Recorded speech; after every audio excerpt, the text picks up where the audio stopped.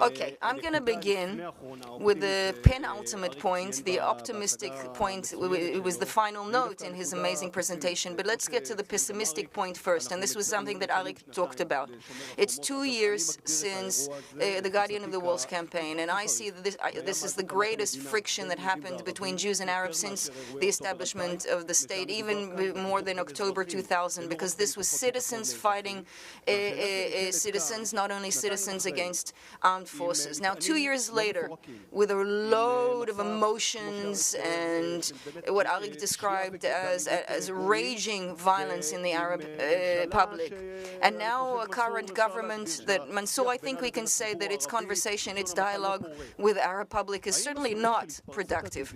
So the idea of future violence, is it a realistic? Should we prepare? What scenarios should we be imagining? Hello to everybody. I agree that the events in May 2021,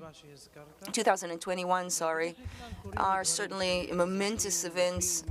I mean, there have been protests and frictions and problems with police and so forth, but that was an event. That civilians fighting civilians is a completely different level.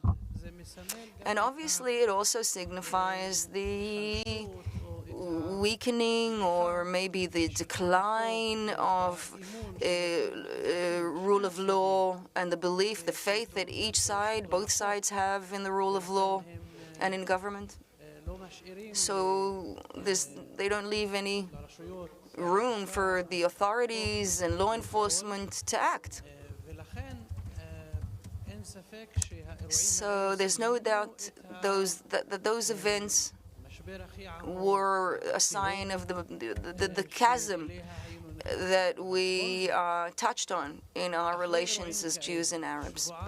But even after those events, 2-3 weeks following those events, to establish a government of change here in Israel that included also, for the first time, an Arab party. And this also impacted the Jewish political system that brought Meretz and also brought Yemina to all sit together around the same table, which means the situation is dynamic, it's fluid. Changes can occur, big changes can occur in a very short timeline. They can be negative, but they can also be positive. So here, the issue, the importance is not only on public opinion, but also on leadership, on government. Do you look at polls and calculate what's going to be to my best benefit? Do I play versus public opinion and let that be what dictates my actions? Or do you take responsibility and make real leadership decisions to lead your public or all publics here in Israel in another direction? And that's really the big difference between these two approaches. Of course, now was I laughing earlier? Because I never looked at the numbers, meaning the numbers that had to do with the support to entering the coalition. Yeah, I never even thought about public opinion. And even other polls and other data. When we decided even to establish our party, Ram, with a social agenda of partnership, we said to everybody, regardless of whatever polls say, and the Arab public was never surprised after decisions that were made after elections. And we also didn't negate the possibility of sitting with a right-wing government. And yet the government voted for Ram the first time, and the second time increased the power of Ram, and it became the biggest political party among the Arab public. So it gave us more support. So yes, it's important to look at the numbers, but if you really want to lead a true process of change, a vision of hope, then, okay, numbers are fine and trends are fine, but what you have to lead to those trends that you want to lead to. You can impact public opinion with the principles and values that you hold dear. And I think everybody has to do what they believe in, and certainly if they believe in real values. Okay, Dr. Mansour will talk about in a moment of the Arab public under this particular government administration, how difficult it is. So let's move to you, Rabbi Piron. on the complex issue of Jewish-Arab relations here in Israel.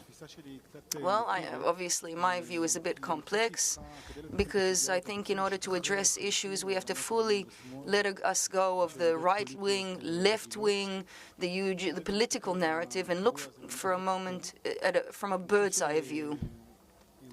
I think Mansour, my dear friend, is hiding something, in the sense that he's saying a civil view, but he's also not talking about the religious viewpoint. Now, I'm not hiding because he's doing something bad. I'm joking. I'm saying he's talking about this civil side of things, but there is another aspect, of course, and we look at things from a different perspective. I think the state of Israel is terrible and criminal in the way it addresses the Arab public, because they only address them on a civilian level and not on a narrational level. You cannot compensate for the desires and views of people with a number of police officers or a couple more buildings. Not that it's not important, not that these things are unimportant, that civil matters must be addressed, of course. But until we see, maybe this sounds like a crazy dream, but until we see a goal for the state of Israel to help Arab society to develop identity, to help Arab society sense a real association and identification here, then it won't happen. If you think that police officers and buildings and building permits, you can use that to take over a theology or a worldview, doesn't understand people. And I think that all of the strategy of the State of Israel, we have to increase Arab history studies in Israel. We also have to include Jewish history, by the way, classes. We have to include more religion classes. We have to include the ability to read literature and poetry and not be afraid from every verse in a poem and turn it into something like the entire country will be destroyed because in a school in Israel they studied this author or that author, and this will, I don't know, burn down the entire country to the ground. I think that what we don't address our Arab citizens as natives. Now, in order to, if we want to create a real partnership, you have to create a partnership with somebody who has a stance. If you're talking to people who are rootless, who are ignorant and violent, and that's how you address them, you'll have no one to talk to. So maybe it sounds insane that the rabbi says this, but I believe that the moment there is ideological Arab development here, you can get to a much better grade of peace. Here I would bring a question to you both. For Shai, Piron. You have a vision. We know your work politically. We're all aware of it. You have made great steps. You have created change in Arab society and a new image, a new identity for the Israeli Arab, which I find a welcome change. But with all due respect, we are in a very harsh reality. Rabbi Shai Piron, do you believe Dr. Mansour Abbas? Let me answer in two parts. The Israeli society that I meet in various places thinks that Mansour Abbas is a politician, and we usually don't believe politicians. But since I treat Mansour Abbas, I always say that Mansour Abbas is Rabbi Menachem Fruman of the Arab society. It's a religious person with a completely different outlook on things. If you want to talk about disciplines, there are enough Arabs who are Beit Shammai, but you can also have one who's from Beit Hillel, and there's more than one, just be sure of that. And therefore, not only do I believe him, but I am moved by him. Not only do I believe him, I have been waiting for him for many years. But to come and say that because I believe Mansour Abbas, and this is the complex statement, means that I believe to all of his members of party, well, that's a different issue. Because if you were to ask me about Mansour Abbas individually, as a person, on a personal level, I would be more than happy. I think that Mansour Abbas could be a minister of religion, and then the budget will be more equal. And if he'll be the minister of health as a doctor, it doesn't matter. I believe Mansour Abbas. I think that what Mansour Abbas said when it came to the state of Israel, the state of the Jewish people, we won't be here, and his address, his speech will still be learned after we're no longer here, because that's the change made in Israel. This man made history.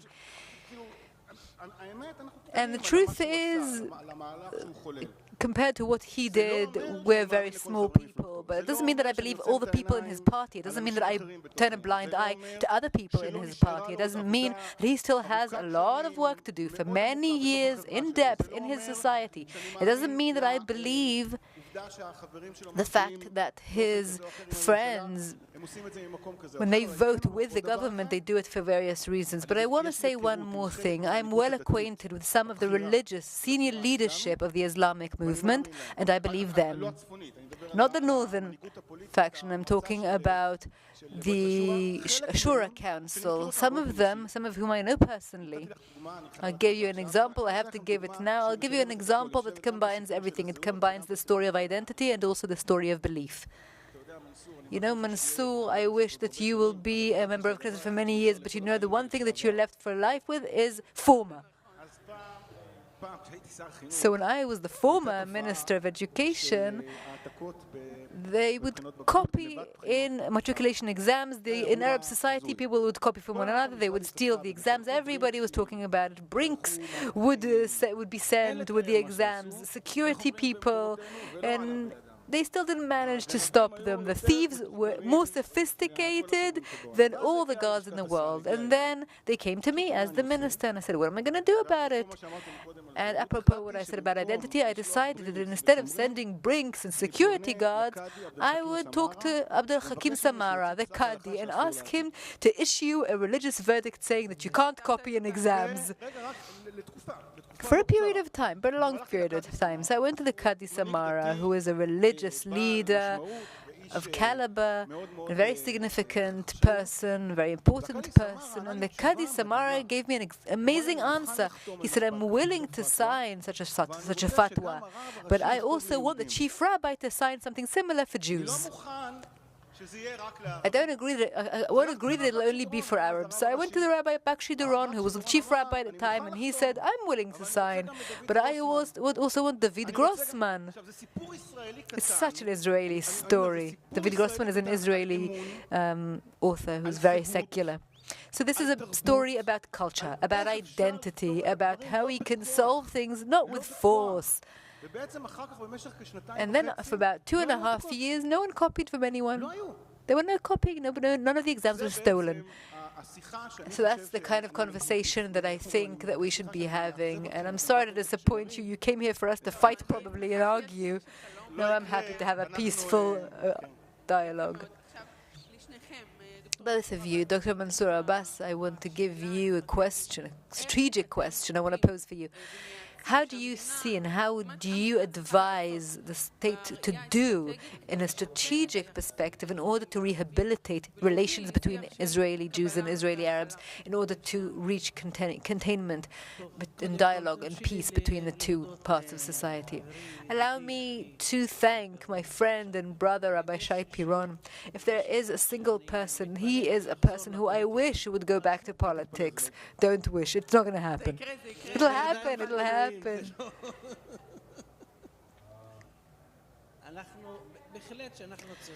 We certainly need good quality people, value-based, brave people. In Arabic, you say they speak dugri, they speak to the point in politics, because there's a crisis. And if you were to maybe look into the level of belief and trust the public has, members of Knesset or politicians would get the lowest scores in all the different groups. And perhaps the answer lies here. There are steps that can build trust, that can create change gradually, incrementally, but some steps bring us from A to B, from one situation to another. What we did last year is a game-changing step to form a coalition that is diverse. And again, I want to emphasize, it's not just a matter of Jewish versus Arab. Also within the different parties, the Jewish Zionist parties, etc. And then the citizens look at this coalition and they see a reflection of themselves. They see someone representing them in the government, taking care of them, that there is a prime minister that every Sunday also talks about issues to do with Arab society. It has an impact, a dramatic impact on the relationship, on public trust in state institutions. Did you check it? Did you look into it? I can't tell you that I gave up polls and surveys. This is not what I do. Not in polls and surveys. Just 1 minute. Did I feel in the public that they feel differently and see things differently? Certainly. And what needs to be done is twofold. First of all, something general that we've done, partnership, that is citizen-based, value-based. And Rabbi Shai Piron completed what I said when he talked about the narrative and the essence and the values, etc. That's on the one hand. On the other hand, ultimately, we need to take care and address the specific issues of the citizens themselves. It won't help if we continue and just give them hope. Okay, hope is very important for all of us. But at the end of the day, they need to see there is a plan that addresses crime and violence. Note that in 2022, it was the first year where the curve of crime and violence in Arab society began to go down, to decline. And we finished the year with 15% less murders, and more than that, in other parameters, a greater difference. And since the new government has entered office, there has been a huge increase, 81. Another person was murdered today, 81 murdered versus 27 last year during the same period of time. Now, the increase is not only in Arab society, 65% increase also in Jewish society, according to the last report of the Research Center of the Knesset, which means that the public's attitude, whether Arabs or Jews, to the state, to one another, is also a result of governance, which is non-existent, or at least is not happening properly. The services provided by the government, the solutions provided by the government to Arab society's acute issues. You know, there are issues where I've always said that at least it doesn't matter what the purpose is, what you decide, but decide. Some things are stuck and have been stuck for years. The problem with the unrecognized communities in the Negev. Decide what you want to do. What do you want? Do you want to recognize 5 communities, 10 communities? If you don't want to recognize any community, but just leaving 100,000 people with no solution. Yesterday, again, I'm giving examples from the day-to-day, what people worry about. Yesterday I sat with the committee of Ein Hod. Ein Hod is near Ein Hod, in the Israeli town. The government decided to recognize this community in the 1990s, but until now, they have not been recognized. They have 300 families there, and they're waiting. They're waiting for the arrangement with the Israel administration, land administration, and so on. And it's been 30 years since the decision was made. So the system is not working at a pace that really serves the public. And so we talked about the mixed cities. In the last government, we made 3 decisions about public safety in cities, about education and welfare. We could have continued. And once Minister Amichai Shikli entered office, he was not defined as the Minister of Arab Affairs, but he was working on it, and we said, do it. And the Arab society in mixed cities has been neglected by the government for years. The municipalities have neglected them, and not only that, the Arab leadership itself has neglected them, even though there were several MKs from Haifa, from Acre, from Jaffa. What have they done for the Arab society? Even in the previous plan, 922, they did not cooperate with it until Ram came and said, Arab society is a sector. The Jewish sector should be getting in the plan this much. And they did. The Arab society in mixed cities also have a part in the plan. 33 Arab cities that are in the, let's say, Jewish or mixed councils would not have gotten from the budget of Arab society anything. And who didn't agree to bring them into the resolution? The heads of the Arab municipalities. Yes. So who is responsible? The responsibility is incurred by all. I don't want to blame the government for everything. The government is responsible because that's the way countries work. All the countries are responsible for everything that happens within their boundaries. But to come and say, let's continue with this line, this is one of the greatest disagreements I have with the Arab leadership and the other Arab parties. What do you mean? That we're not responsible for what happens on the streets of Arab society, the violence and the failure, and therefore everyone has to shoulder this responsibility. Everyone has a role to play. And therefore, Ram says, I want to be part of the solution, but we can't be part of the solution when we're contending with a budget. Why am I here? Because the chances of impacting the budget from the opposition is zero. I have no chance of impacting the budget. Last year, I had an opportunity to promote resolutions and decisions and so on. So if you're not a partner in the decision-making process, in the policy-making, in promoting plans and programs that express the needs of the public, you cannot address the real issues that are of concern for all of us in this context of Israeli, Jewish, and Arab relations. Thank you, Dr. Mansour Abbas. I would like to ask Rabbi Shai Piron the same question. Perhaps you have the solution in this matter. Perhaps you can come with an approach just as you have solved the matter of the matriculation exams for a while. How would you address this matter? Well, I would like to begin not only with the state, not from the state, but from the Arab leadership, and then to move on to the government. But first I want to say something about what Mansour has said and represented in this conference. You know, when we take polls and surveys, we ask the ultra-Orthodox society how many of them are willing to learn STEM studies, and we get outcomes of something like 17 to 20%. When we ask them how many of them want to learn math and English, we get 80-90%. And I want to say that if we will go to Arab society, if we don't ask them, do you accept the Declaration of Independence, but rather if we show them the values within the Declaration of Independence, I think that the results will be completely different. And I was in Lod, in the community center there, where an Arab lady was the one who was managing it. She's since passed away, unfortunately. And she teaches there the main points of the Declaration of Independence. And when she read it, she said, why didn't you show this to us before? You're so stupid.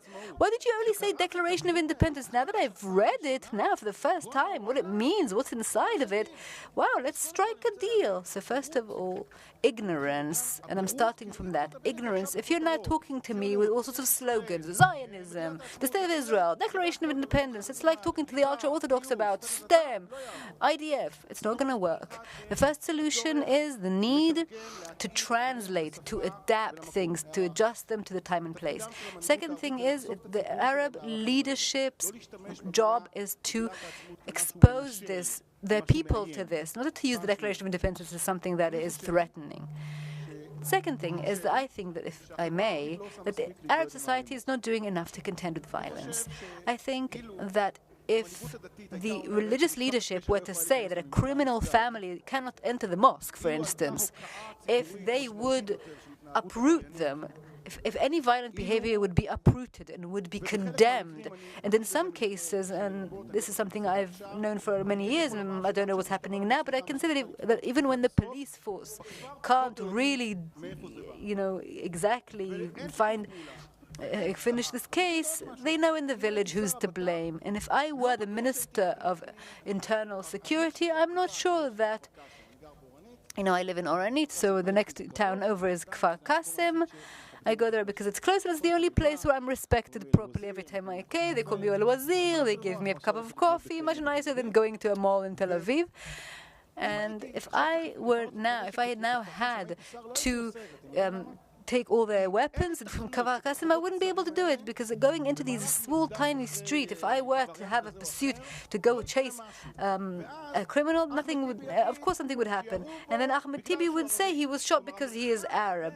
The distance between, let's say, governance and negligence is one bullet hitting the wrong person in an attempt to take away people's weapons will just give us October 2000 times 10. So if the Arab leadership won't say we are going to religiously, socially outcast those who behave this way, and I know that we'll have a price to pay. But what do I expect Arab society? I want their leadership to conduct themselves and to be more strict toward those criminal families, those organized crime. Say no one marry them, no one let them into the mosque. And I have a feeling that often the Arab leadership, not Mansour, because I follow what they're saying, I'm using this, they kind of give us the tough job, the hard job that they don't want to do. And I think that in this regard, it's not that the police force shouldn't use force and shouldn't be brave, but if the Arab leadership won't be brave enough, it's not going to work. And the last thing I want to say is I think the difference between Western culture and Eastern culture, and I don't mean East, I mean is how you win. One approach says with force, and the other approach says softly, tenderly. That's the best force. If the Israeli society will show force, force will be answered by force. And by the way, I'm saying that when the government talks about force, there's more violence, and not because of governance, because that's the atmosphere, that's the language being spoken. That's the narrative of the street, and it's happening in Jewish society too, not only in Arab society. The entire environment, the entire setting is contaminated. And therefore, I think when I was the Minister of Education, I was being criticized. That's why I was I lost so much weight, because they only publicized half of the sentence. I said that the Arabs should be taught about the Nakba, and everyone was enraged. And I said, and the Jews should learn about the Arabs should learn about the Nakba, but the Jews need to learn about 67 and the settlements.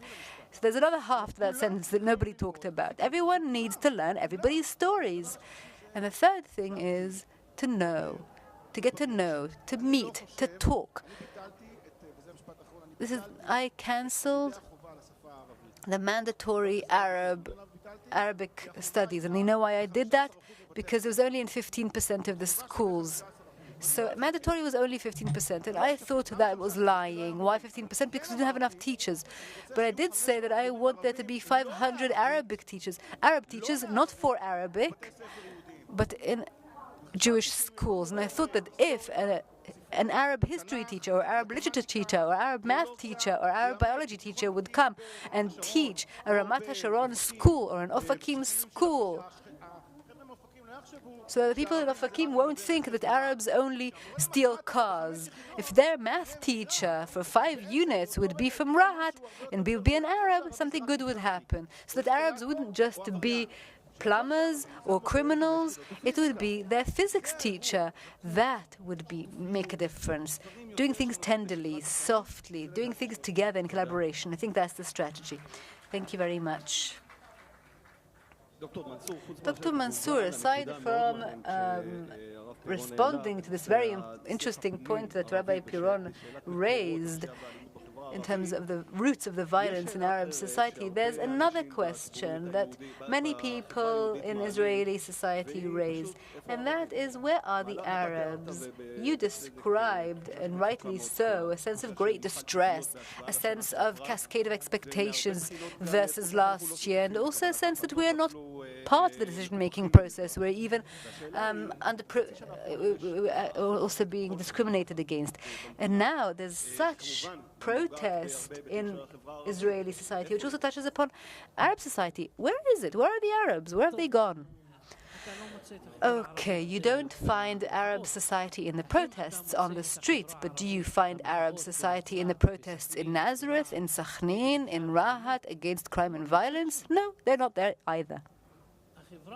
Arab society in this respect is very restrained, even though there are all sorts of outbursts like May 2021 and October 2000. Over the years, you see that Arab society behaves in a very restrained way.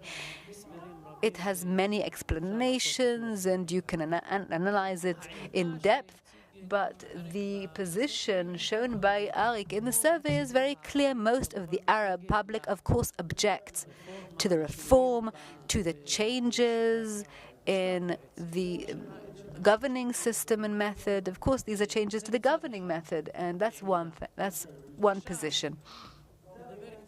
Now let's talk a little bit about politics. It is important for me that this remarkable protest succeed. And I think that presence, and I called upon Arab citizens to take part in these protests because they are citizens. The protests agenda should focus on democracy, the independence of the legal system, the justice system. Of course, we have criticism over the Supreme Court and the judiciary, but without a doubt, it also protects and it also dictates certain values that the laws in Israel did not reflect, such as the principle of equality. No law defines the value of equality, but the Supreme Court came and said the value of equality is embedded within human dignity, and that's very important. The basic law, human dignity. So it's important for Arab society to make sure it is independent and to make sure that the justice system is independent and stable, and also as a minority, but also in general. It's important because we care about what happens throughout Israel, and that also will have implications on us ultimately. At present, we go to the president's residence, we try to contribute, we try to help reach some sort of a compromise and an agreement. We hope it'll succeed. But if not, I think that this process should be stopped altogether. And then the elections come, and then each party will have its own agenda and will meet again after the elections about the changes that every party wishes to make to the justice system. Are you optimistic, by the way, about the outline that is emerging? It's not easy to reach an agreement. It's not easy, because here you're talking about the rules of the game and also about what Shai said about the Declaration of Independence. I'm not sure that the same people that convened in 1948 to sign the declaration would have been able to form such a declaration, because every period has its own problems. Mansour, I just want to suggest another narrative. Why the Arab society doesn't come to the protests? I want to suggest another narrative, because it's very similar to why the periphery in some places don't come to protests either. And I would suggest that everyone think about what I'm going to say next. A person sitting in Yerucham, in southern Israel, in the periphery, asks themselves, why will this equality never reach me?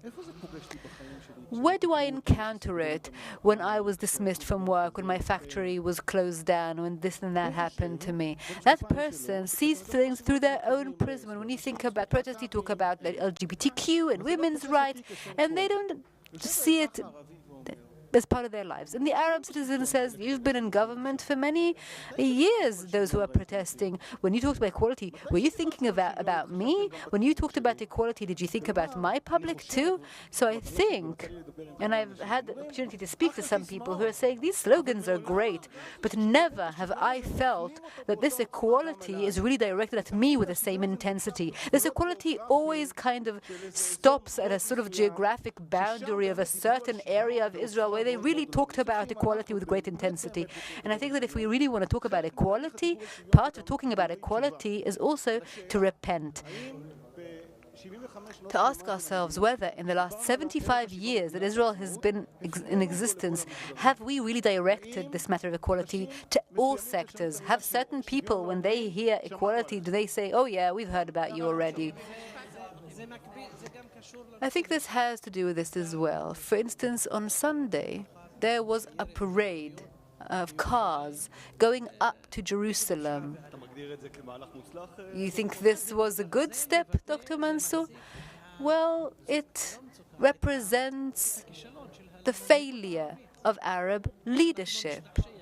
let's amuse ourselves. That day I wasn't there as part of this line of cars, and I left Kfar Mra, which is where I live, to Oranim, and I got stuck there for a whole hour in traffic.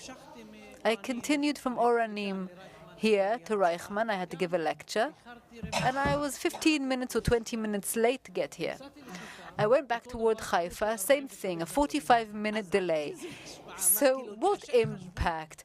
I mean, let's take Route 6 and block it for 10 minutes. Those who opened the road was not the police. It was the car drivers, the Arab truck drivers who were yelling. That's what I experienced. So when you want to embrace a certain form of protest, which is completely irrelevant, because we are all stuck in traffic for hours every day. We waste 2 hours a day in traffic. I personally waste at least 2 hours of every day in traffic. So let's think about something else. Ra'am gave an alternative, a civil partnership that can promote providing solutions for Arab society. And I agree with Shai in this context, that not only Arab society, certain sectors, whole sectors in Israeli society at large do not feel part of this protest because they also have their own problems and nobody identifies with them. Okay, we have to wrap up. But still, I think that it is best for the protest to succeed than for it to fail with a lot of Arab presence in it. I think it's best. I hope that we will go back to this dialogue. Rabbi Shai Piron, one final optimistic sentence. Didn't I say other optimistic things? I'll just say one thing. You asked me at the beginning whether I believe Mansour. Well, I want to say that considering the fact that between 78 and 80% of Israeli citizens are not Arab, and considering the fact that I have a strong army and a strong police force, if I believe him, what will I stand to lose? What would happen if there'll be more faith and more trust? What could possibly happen? And that's why I think that the question of trust and understanding that we're not two enemies trying to reach a peace agreement. Let's go back to the story of living as neighbors. I believe Mansour to begin with, but not believing is not a work plan. It's a destruction plan. That's why I'm all in favor of trust. Thank you both very much. Thank you, Eman. Thank you, Beatrice and Arik. I certainly hope that we have just begun the dialogue and trust. Thank you all very much.